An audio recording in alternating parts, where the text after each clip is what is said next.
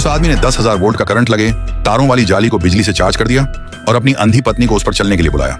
अंधी पत्नी ने उसकी बात सच मान ली और वह उस जहरीली जाली की तरफ बढ़ने लगी। दरअसल उस आदमी ने अपनी पत्नी का करोड़ों का बीमा करवा रखा था। पैसों के लालच में और अपनी अंधी पत्नी से छुटकारा पाने के लिए उसने अपनी प्रेमिका तृतीया के साथ मिलकर यह घिनौना प्लान बनाया था। अंधी पत्नी की एक जुड़वा बहन भी थी और दोनों की आंखें ठीक नहीं थी।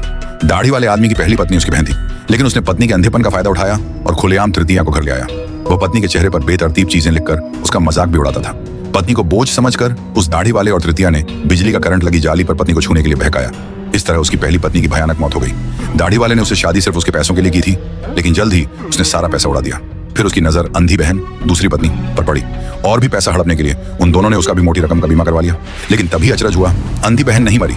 जैसे ही वह करंट वाली जाली को छूने वाली थी, उसकी मृत बहन की आत्मा प्रकट हुई और उसे रोक दिया। उस आत्मा ने अपनी शक्ति लगाकर बहन की आंखें भी ठीक कर दी। सच जानते ही अब ठीक आंखों वाली बहन ने पुलिस को बुलाया और उन दोनों को गिरफ्तार करवा दिया।